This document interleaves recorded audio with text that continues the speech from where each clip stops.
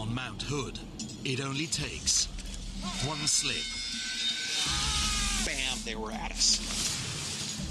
9 climbers plunge into a crevasse. Rescuers scramble a helicopter. Oh my goodness. This is it. We're all going to ride an avalanche down to our death. This is the inside story of a rescue that went wrong. Oh, that is horrible. You're watching this live, folks. Oh, if only this was a movie.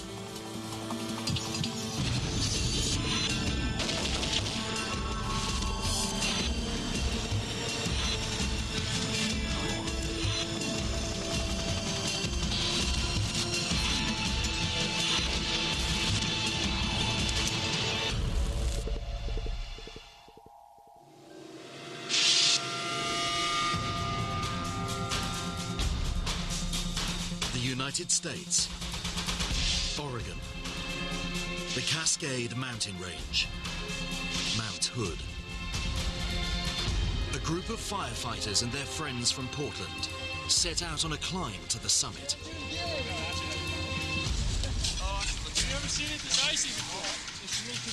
Jeremiah Moffat is with his new girlfriend, Selena Maestes.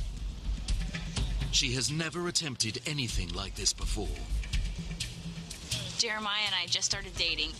I was very much trying to show him that I wasn't just a girly girl, that I really enjoyed the outdoor stuff. I expect it to be a challenge, and I expect it to be a good time. Because I'm told that normal people can do this climb. 14-year-old Cole Joyner and his father, Cleve, are part of the group. They've been rock climbing together before, but today is a first. We had never climbed on snow and ice before. I was excited about it. I was anxious to get to the top and have that experience with him. Their route will take them up a steep slope to a ridge called the Hog's Back, and then on to the summit. The climb to the top is 3,425 meters and takes about 6 hours. It's America's favorite peak, a dormant volcano that attracts more than 10,000 climbers every year. Today, 50 people are registered to climb. Jeff Pierce leads the group from Portland. He's an expert mountaineer and knows this peak well. It's a very peaceful place, but I've always known that the mountain is very dangerous. Mount Hood's enormous size creates its own microclimate, and the weather can change from beautiful sunshine to icy whiteout in minutes. Jeff's well aware that over 130 Americans have been killed on these slopes over the last century. It's the USA's most deadly peak. Many of those deaths result from climbers losing their footing and falling down the mountain.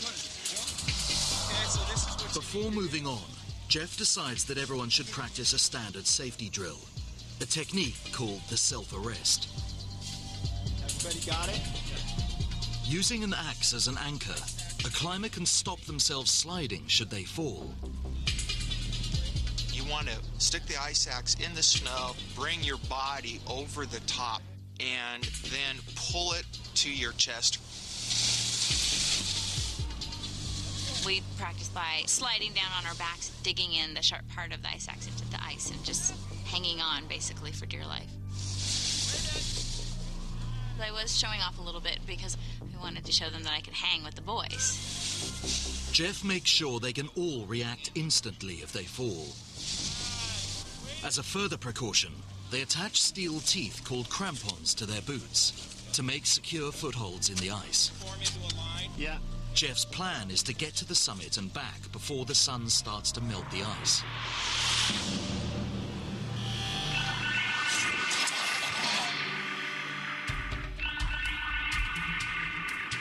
500 meters above the firefighters, Thomas Hillman and his climbing buddy John Biggs have been climbing hard for nearly 6 hours.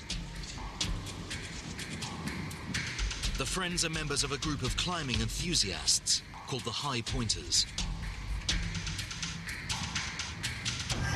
Our goal is to climb the highest point in each state. And Mount Hood was number 46. They kick across one last precarious ridge to approach the summit. Once we got to the top, and I think we just really celebrated and thought, hey, we did it. The top of Mount Hood is really not any bigger than 2 cars parked. So I had heard stories about people taking photos and stepping off and sliding to their deaths. So there's not relaxing on top of Mount Hood.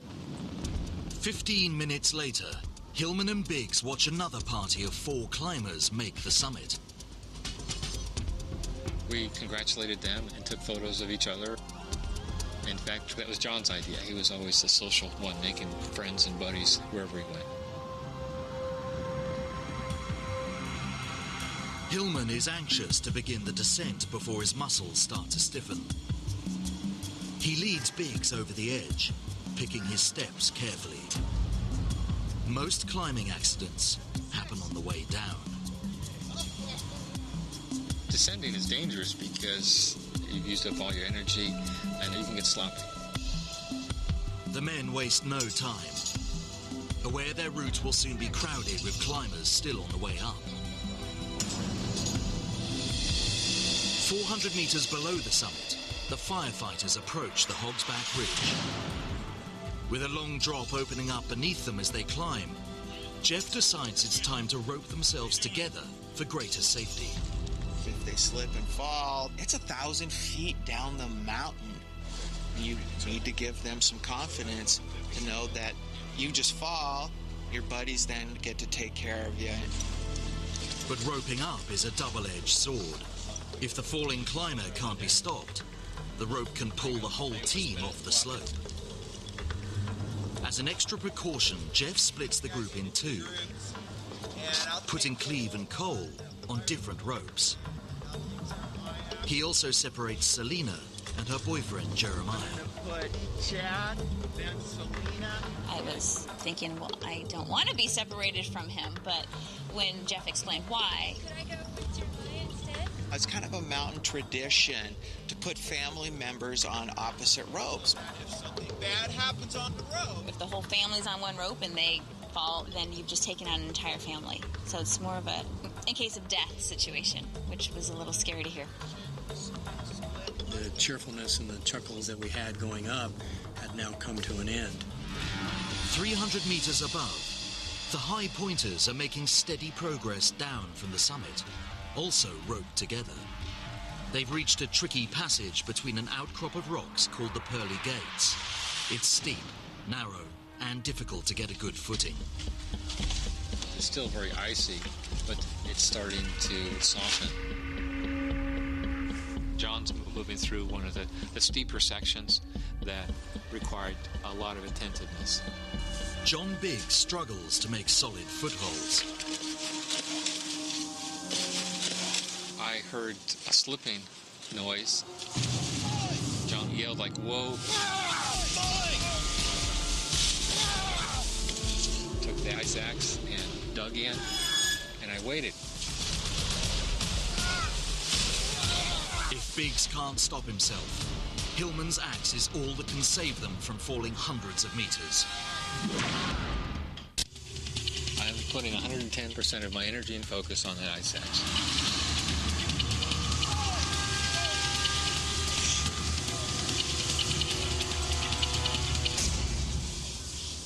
But John Biggs manages to stop himself with his axe. And I said, "Good job, John." Good catch. "Are you all right?" He says, "I'm all right. Let's keep going." I was really relieved. Let's not do that again, okay? Even so, the men know climbing conditions will only become more unpredictable as the sun starts to melt the ice. 180 meters below, a group of 7 friends continue climbing towards the summit. By about 8:30, they arrive at one of Hood's most dramatic features, a crevasse known as the Bergschrund.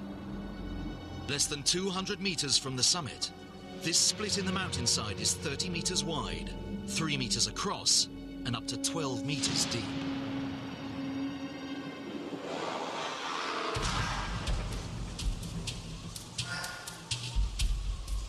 The Bergschrund is right in the middle of the typical route. You basically have to cross over it or go around it. A natural bridge of ice crosses the gaping crevasse, but Jeff isn't sure if the bridge is strong enough for 7 climbers to cross. I really wasn't too keen on going across the bridge and having it fail with 2 people that have never been on the mountain on my rope. Recent warm weather makes the stability of the ice unpredictable. Falling into the crevasse would likely be fatal. Do you think it's safe to... So after getting feedback from people, the decision I made was, then we're going to go around the Bergschrund. But going around the Bergschrund has perils of its own.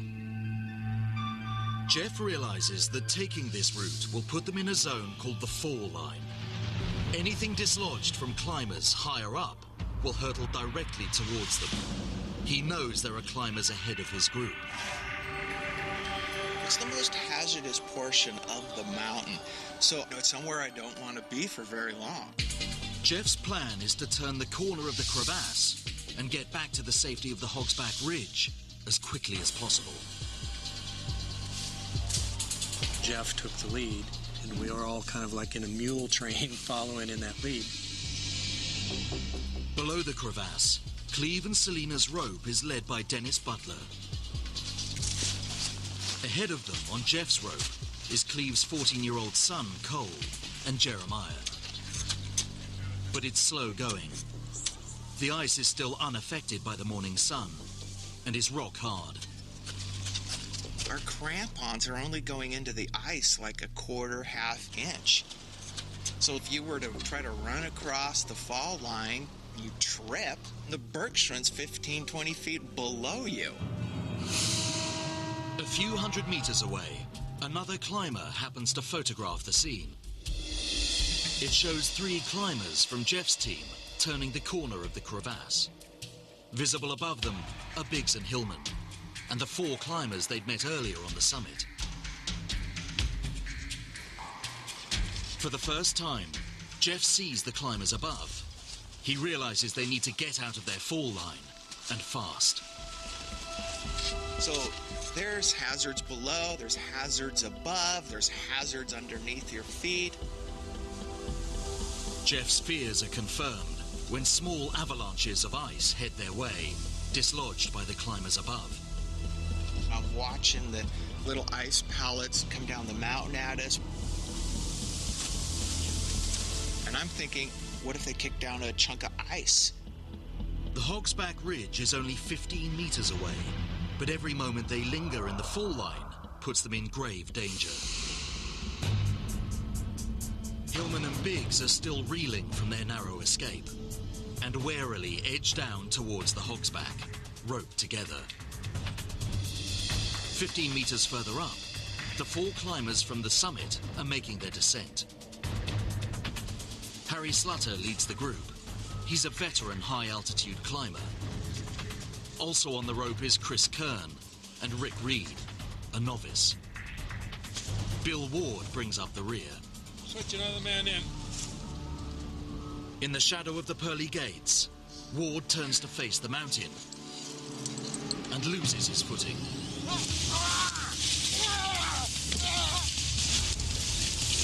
His friends jam their axes into the ice in an attempt to arrest the fall.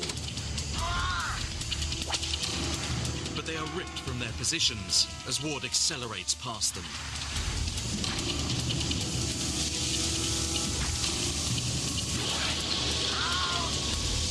Four climbers are now free-falling down the mountain, roped together. Even Biggs, just 15 meters below, doesn't see the danger until the last moment.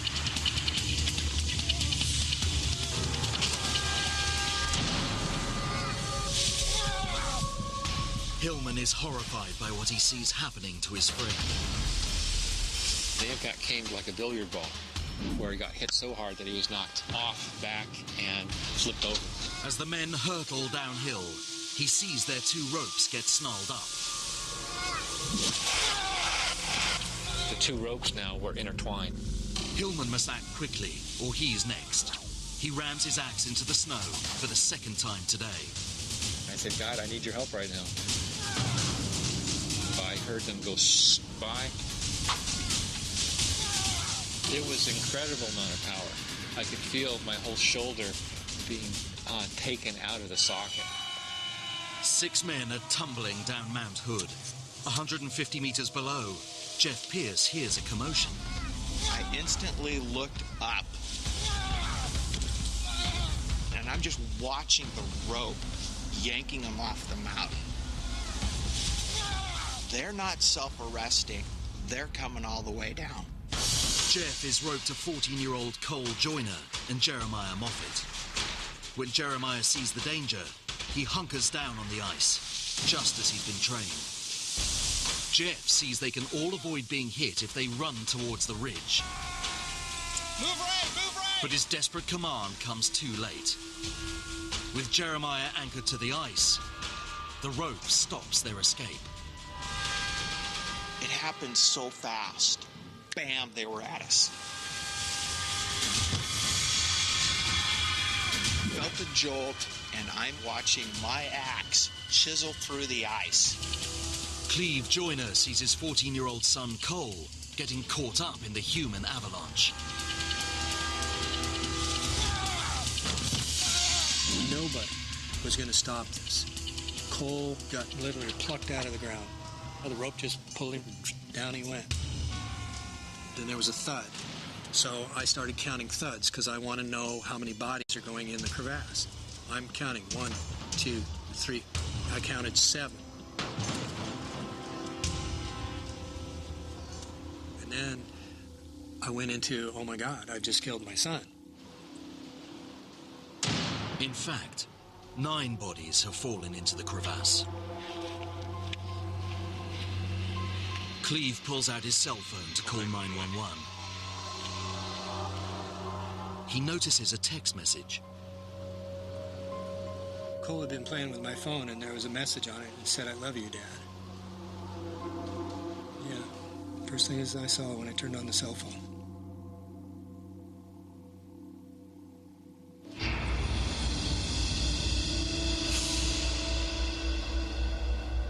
Deep in the crevasse, Cole is reeling from the fall. Time slowed down. Move right!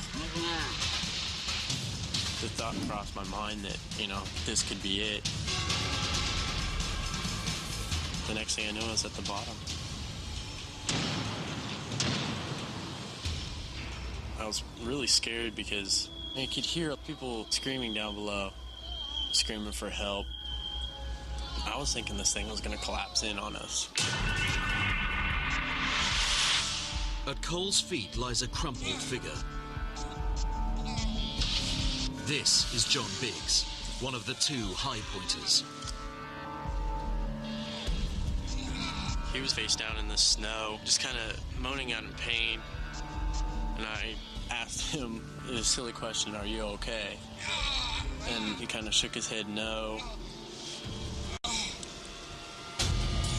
As he calls 911, Cleve doesn't know if his son is alive or dead. This is a recording of the actual call. This is on Mount Hood, on the south side, about 800 feet from the peak. We have people down, possibly injured. They fell into the crevice. Before Cleve can confirm his story, his phone cuts out. It's very cold up there, so batteries don't last very long. So my phone went. Cleve's 911 call is passed on to Oregon Emergency Management, who coordinate rescue services across the state.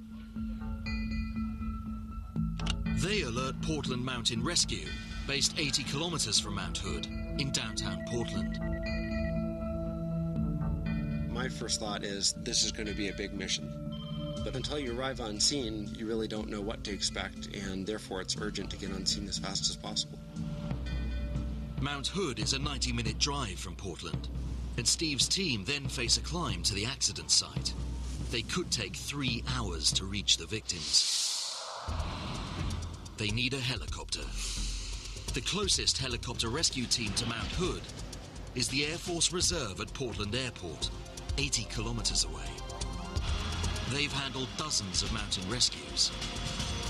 The state rescue management won't call them until it's certain a helicopter mission is needed. That decision depends on getting an accurate picture of the situation on the mountain.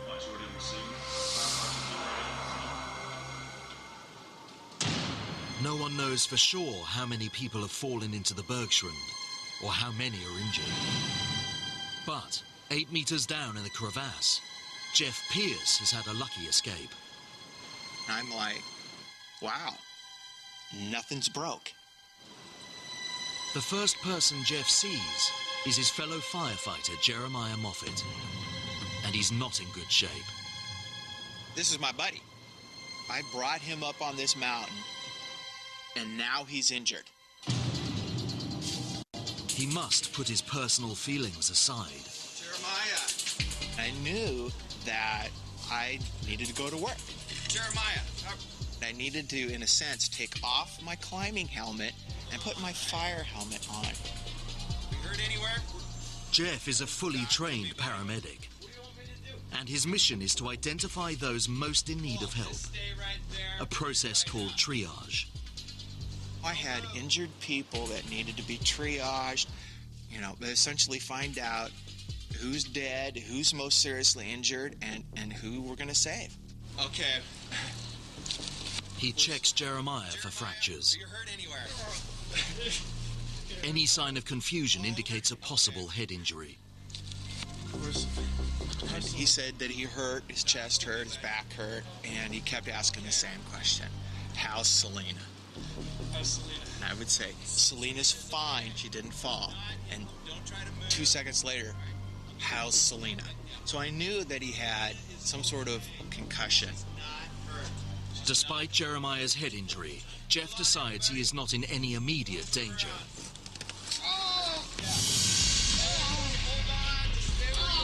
I could see Cole standing there with his eyes just wide open. Did you pass out?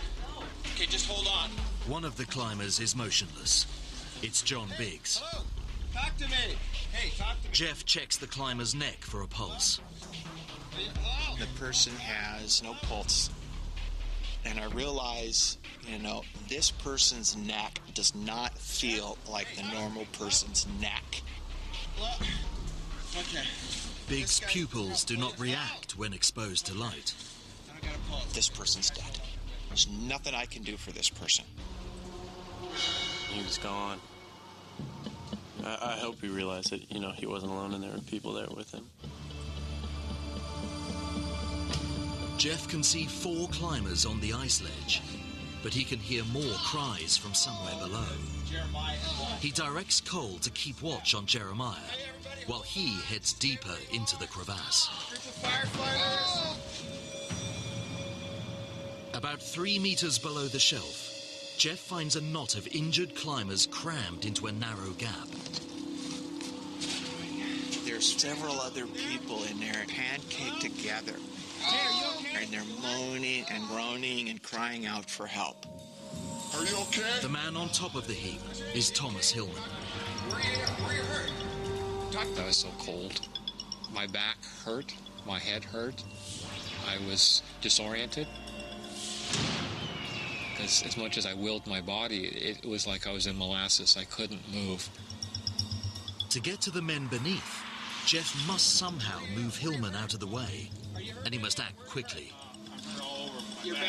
In these sub-zero conditions, the victims' body temperatures will drop fast, leading to hypothermia. If their core drops to 28 degrees centigrade, heart failure is a real danger. If they stay there, they're going to get hypothermic and they're going to die. High above, 4 of Jeff's climbing party were not caught up in the fall. Firefighter Dennis Butler edges to the lip of the crevasse, not knowing what to expect. How about Cole? Can you see him? Above the crevasse, 2 people wait in terror to learn of the fate of their loved ones. It's been 10 minutes since Cleve Joyner dialed 911. He fears his 14-year-old son, Cole, is dead in the crevasse. How about Cole? Can you see him?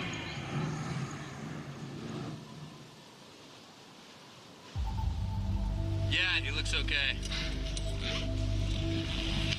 Then, everything was fine for me, you know, not for everyone else, but I mean, that was my first priority. Dennis, can you see Jeremiah?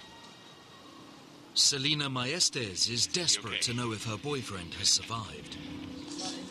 He's okay. Yeah, I can see him. I think he's talking. Okay, he's alive enough to talk, not just unconscious. That's all I needed to know. Deep in the crevasse, others are not so fortunate. You know, Dad. Okay. Jeff decides it's safe to move dazed climber Thomas Hillman.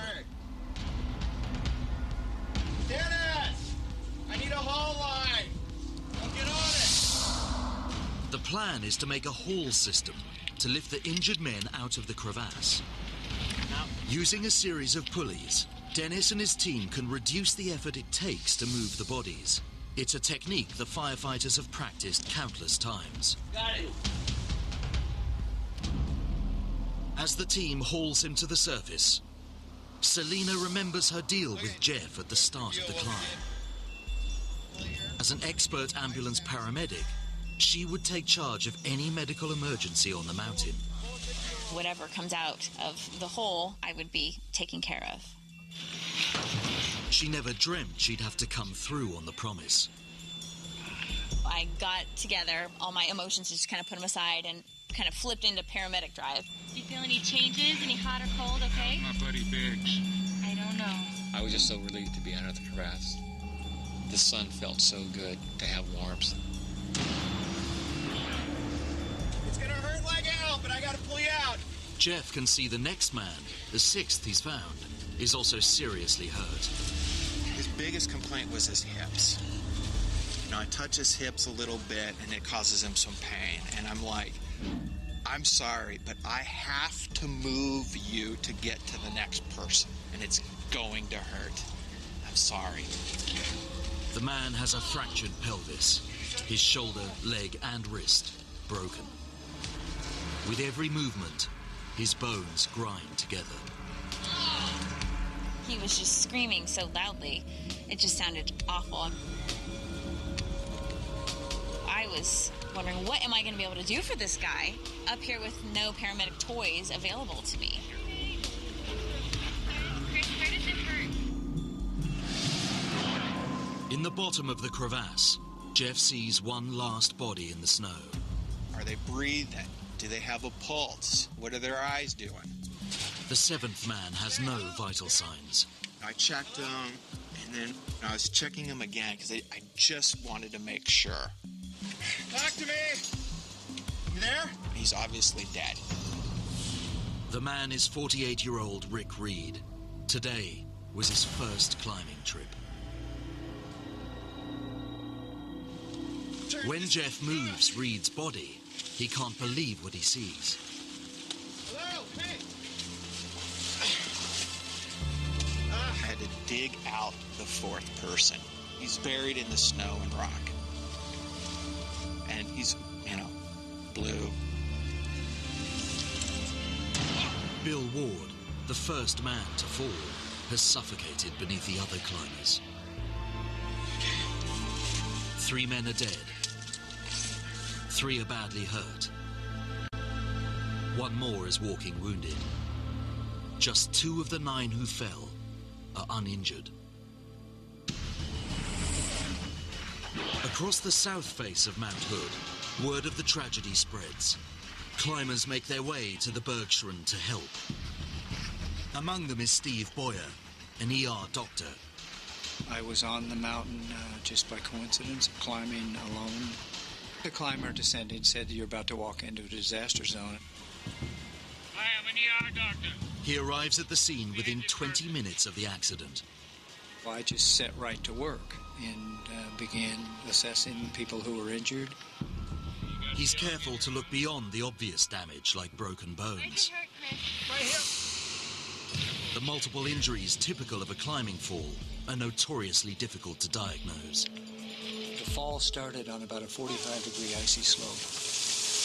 They may have been going 40, 50 miles an hour by the time they hit the end of the rope.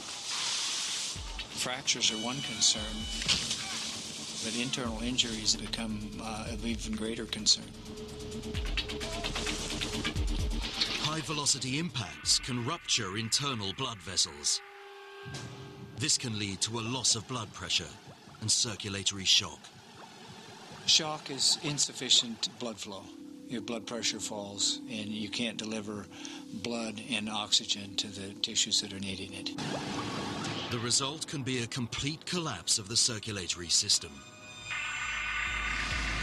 The entire team watch out for the symptoms of shock: a weakening pulse and a deteriorating mental state. If you're not getting blood to your brain, you're saying things that you don't mean, you're really disoriented, you might not feel pain when really you're in pain. You have to watch the people extremely well. They may look fine right now, but an hour from now, they may be dead. Those not as severely injured are now pulled from the crevasse.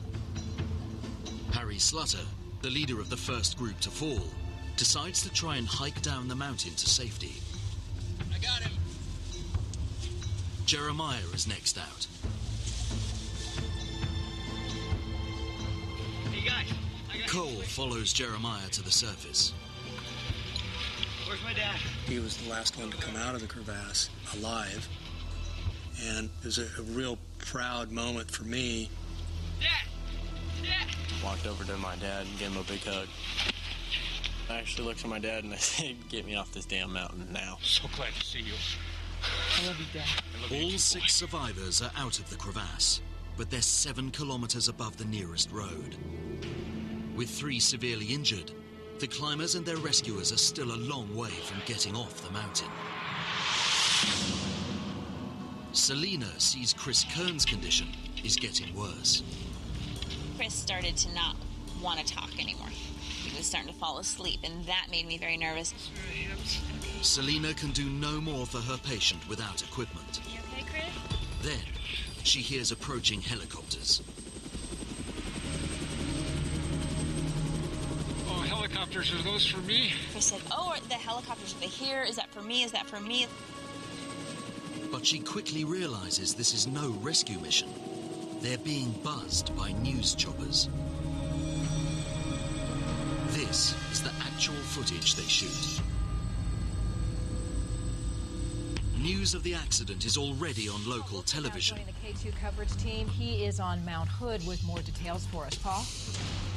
80 kilometers to the west, at Portland International Airport, the Air Force Reserve search and rescue team are watching TV when news breaks. We probably averaged 100-plus missions a year in the Mount Hood area. Paramedic rescueman Darren Shaw expects to be mobilized at any moment. We fit that little niche of the rescue puzzle. 10 a.m. About an hour after the accident, Oregon Emergency Management finally have enough information to call in the Air Force helicopter team.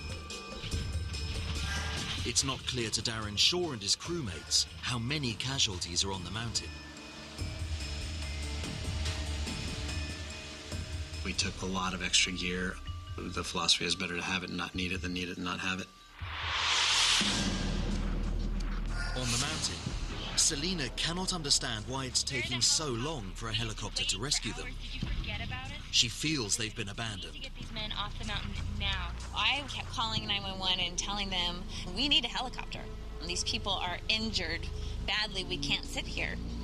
And they kept telling me, it's coming, it's coming. Okay, where are the helicopters? At about 11:30 a.m., 115 kilometers from Mount Hood in Salem, the second helicopter rescue unit gets involved. The National Guard Air Ambulance has been put on standby. The base commander, Lieutenant Colonel Dan Hokanson, has prepared 2 of his 15 Black Hawks for action. And now he sends them to Mount Hood, even though Oregon Emergency Management tells them they are not needed at this point. The Black Hawks cover the 115 kilometers in just over 20 minutes, when they rendezvous at the base of the mountain. The pilots find out the skies above Mount Hood are busy with news choppers. The chances of an accident are too high. They wait 40 minutes for the news teams to be ordered away. It's early afternoon before the first Black Hawk arrives at the Bergschrund, nearly 4 hours after the accident. For the stranded climbers, it's a massive relief. Within a short period of time, we're going to have these people airlifted off the mountain. We can all go home. Chris Kern is the man with the worst injuries and is first in line for rescue. He's strapped into a stretcher and hooked onto a steel cable connected to a powerful winch.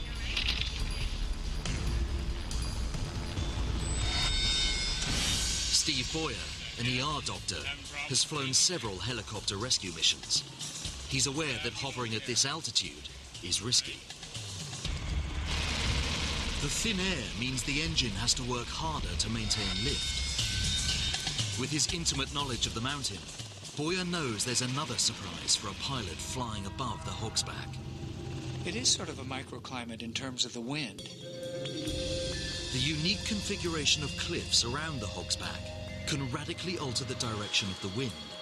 Even a small change in the prevailing direction can make the local wind over the Hog's Back flip east to west. A few degrees change in the wind direction can be a 180-degree change in the wind direction for the helicopter. But the pilot skillfully rides the waves of shifting air. And in 15 minutes, Chris Kern is winched to safety.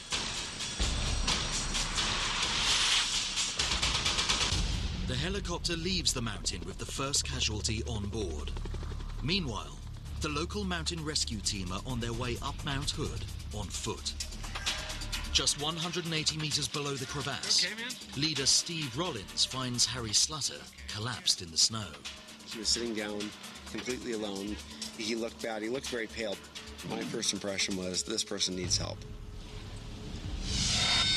Hours earlier, Slutter set off alone down the mountain, having been dragged from the crevasse, apparently unhurt. He walked all the way down, a couple hundred feet down the mountain, finally sat down where he started succumbing to his injuries.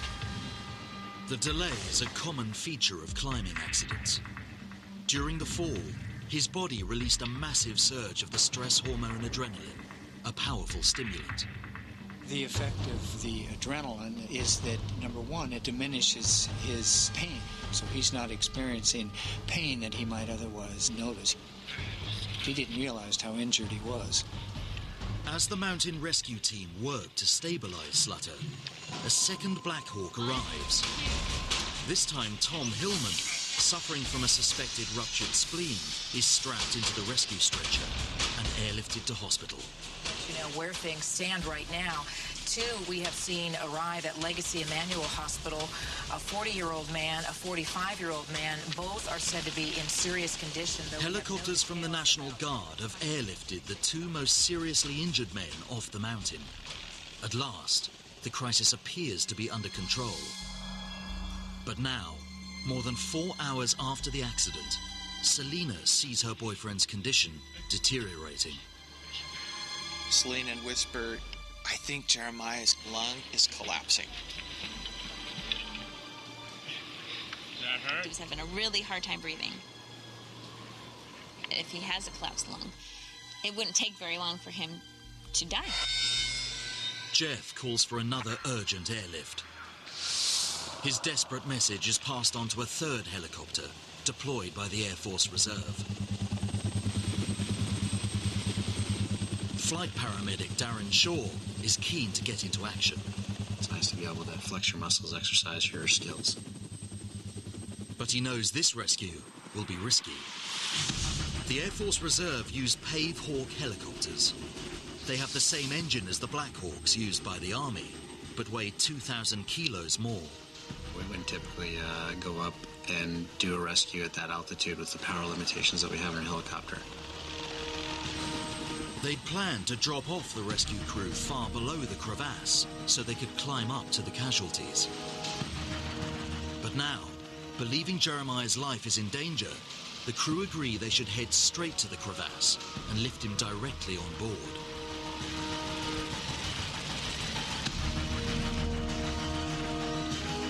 With power in short supply, the pilot takes advantage of the westerly headwind to boost the lift from the rotors during the hover.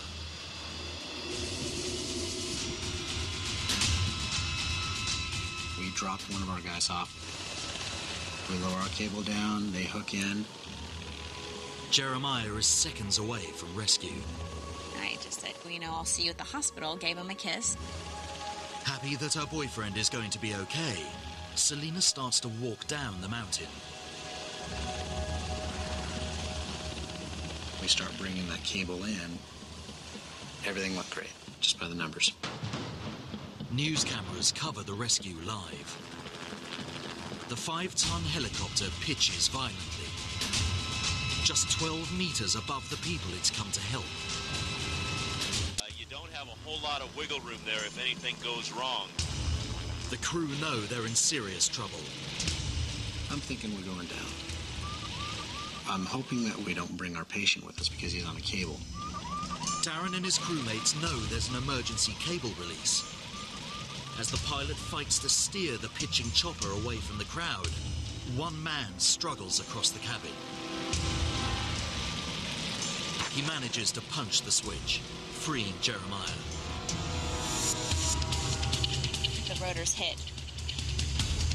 It was just a big noise. And I thought the entire mountain was going to explode and we're all going to die. And then we started to roll. I'm thinking this is how I'm going to die. Beaten to death inside the helicopter. 2 crewmen are catapulted from the helicopter.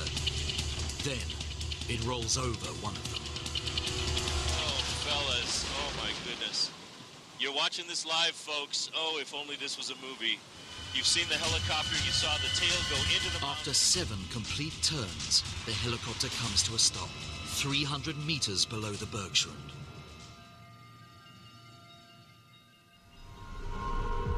I could see bodies down there, and I'm like, oh my gosh. Jeremiah must be in there. He was attached to that. Selena is convinced her boyfriend has been dragged to his death. She looks for any sign of him in the debris.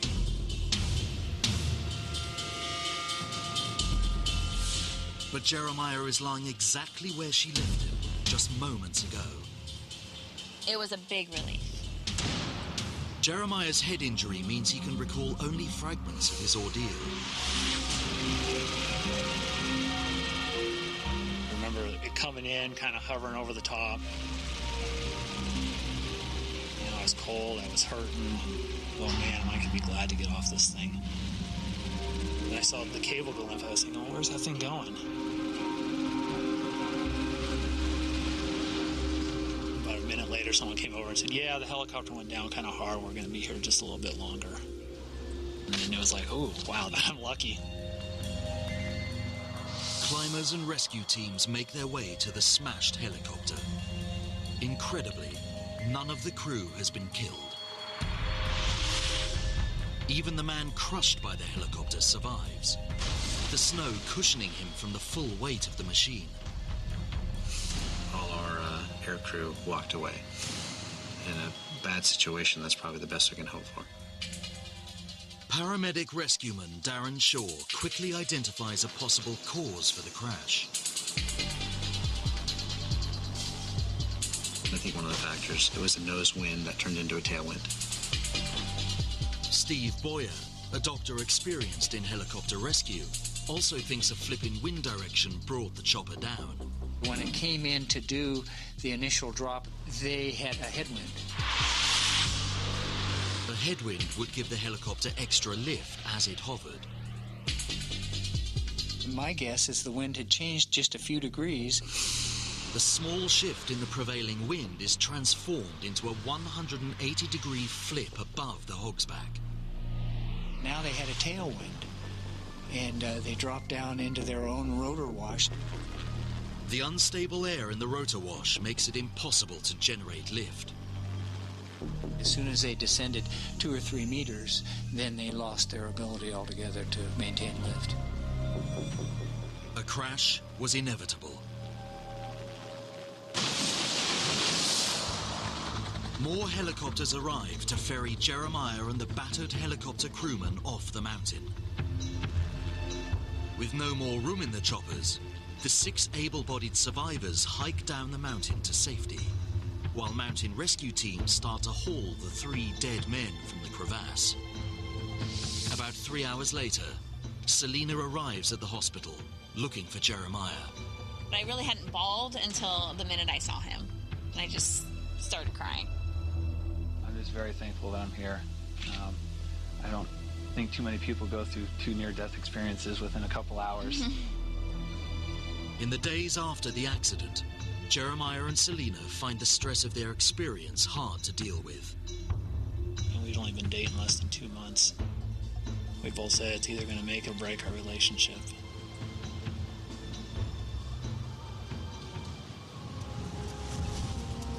We got married September 4th, 2004.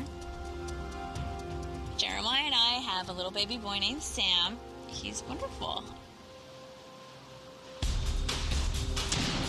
All the injured men plucked from the mountain make good recoveries. But the lengthy delay getting helicopters to the stricken climbers creates shockwaves in the search and rescue community and leads to a radical overhaul. The Sheriff's Office now calls the National Guard directly if a helicopter mission is urgent, and their Black Hawks are the first choice for all high-altitude rescues in Oregon. The time to deploy a helicopter rescue has been reduced from more than 4 hours to less than 1 hour. A faster response for when Mount Hood strikes again.